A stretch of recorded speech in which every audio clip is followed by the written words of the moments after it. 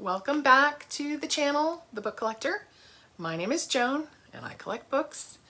I'm on a quest to try and read the books that I've been collecting as I continue to collect books. So a couple weeks ago I did a big book haul. I found a gift card that I didn't know I had. It had $100 on it.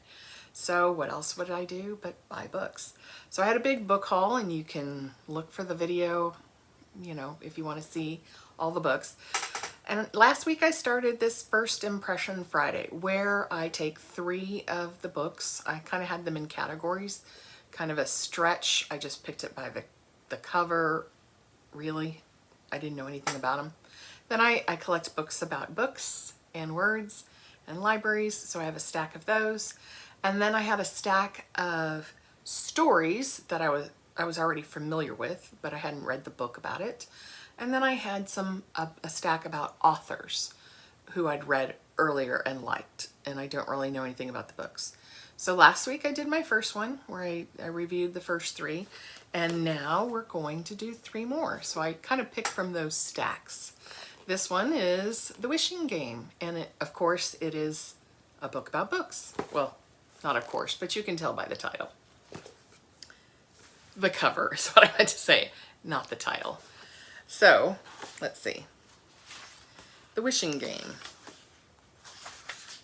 There is a map in here, and this is kind of important, I think, to understanding the beginning. It lays out an island like the face of a clock. So, prologue, May. Every night, Hugo went for a walk on the 5 o'clock beach, but tonight was the first time in 5 years his wandering feet spelled out an SOS in the sand. He traced the letters carefully, drawing them large enough so that they could be seen from space. Not that it mattered. The tide would wash the 5 clean by dawn. It had been a bit of whimsy on Jack's part, naming it the 5 o'clock beach. Destiny, Jack said, of finding this little patch of Atlantic forest 20-odd years ago. These 90 acres right off the coast of southern Maine formed a near-perfect circle. Jack Masterson, who created Clock Island on paper and in imaginations, could now build it in real life, in his living room. Jack kept a clock with the numbers marked by pictures of places on the island. The lighthouse at 12, the beach at 5, the guest house at 7, the wishing well at 8, which led to conversations like, "Where are you going?" 5 o'clock. "When will you be back?" "By the lighthouse." Places were times, times were places. Confusing at first, then charming. That sucks me in. I don't know about y'all, but let me know. So the next one is from the pile of stories I was familiar with. So this book, An American Beauty, if you have watched The Gilded Age, which was done by Julian Fellowes, still in production. I think there's a season that will be released this year. Julian Fellowes did Downton Abbey, so this is sort of Downton Abbey-esque, but it's in the US, in New York City, during the Gilded Age. So this lady is who the show kind of is patterned after. So, An American Beauty, prologue. The Homestead, Throgs Neck, New York, August 1902. She wasn't going to be allowed inside the mansion itself, apparently. Lucy could glimpse it from the graveled path she walked. However, acres away, maybe miles away, the rows and rows of windows, diamond sharp in the sunlight. The heavy Italianate towers marked either end, cutting cream and black against the cobalt sky. She didn't want to be caught gawking, not by the army of straw-hatted servants working in the gardens around her, or by the footman, guard, more like, at her side. Lucy returned to pretending to admire the grounds. It was sticky hot. She was already starting to perspire through her corset and short shirtwaist. She had to park the Model A by the entrance gates, also maybe miles away. as the gatekeeper had informed her that she'd only be allowed to proceed to the estate on foot. Lucy didn't mind the walk.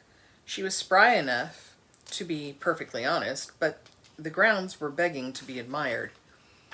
A careful composition of towering trees and lushly dense lawns, and the flower beds that lent the entire setting an almost Elysian air. Mrs. Huntington, known for her hunger for only the very best, the very, very best, of any earthly thing that might be imagined, had imagined this, the bucolic version of heaven surrounding her home, bursting with birdsong and color. Lucy only wished she'd chosen better footwear for the occasion. If she'd known there was going to be a damned hike up...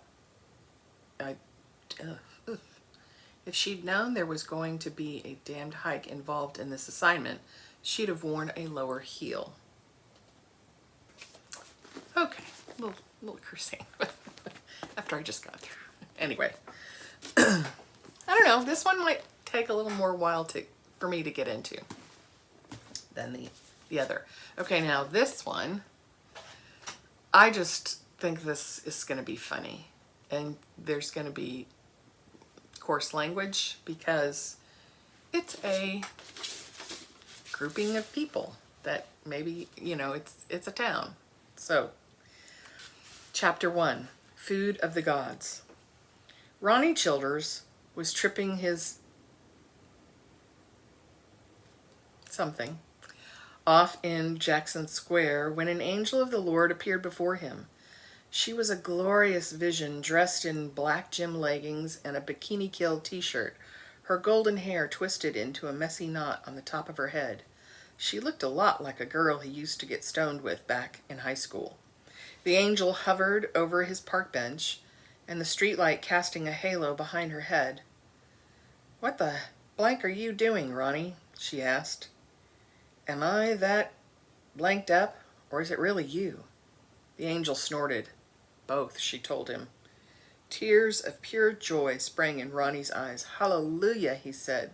"The Lord sure did work in mysterious ways." "You've been out in the cow pasture again, haven't you?" Ronnie giggled. "You got me." He opened his hand and presented a little brown mushroom as an offering. The angel plucked the mushroom out of his palm and slipped it into her bra for safekeeping. "You realize it's 2 o'clock in the morning." "The night is young," Ronnie patted on a spot on the bench. When the angel didn't plop down beside him, he swept an arm across the square. "I ain't making a move. I'm just asking you to take a moment to appreciate all this blanking beauty." Okay, so he's tripping. That's how it opens.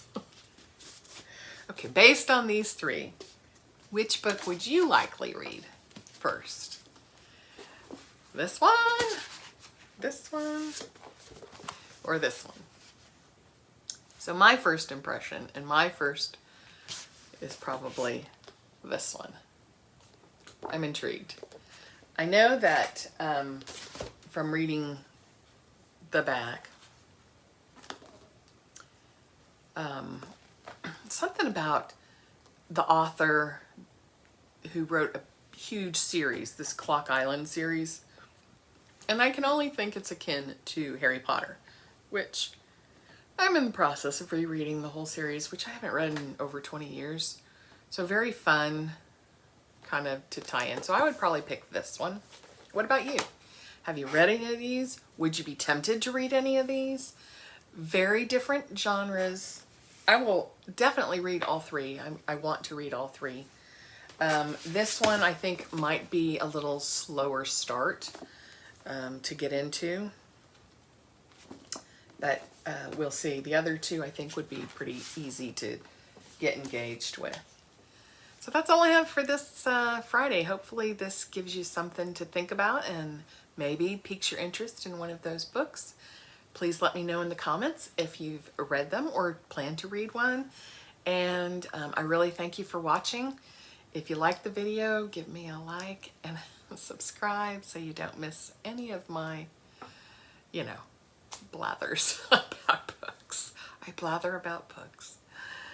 Until next time, keep reading.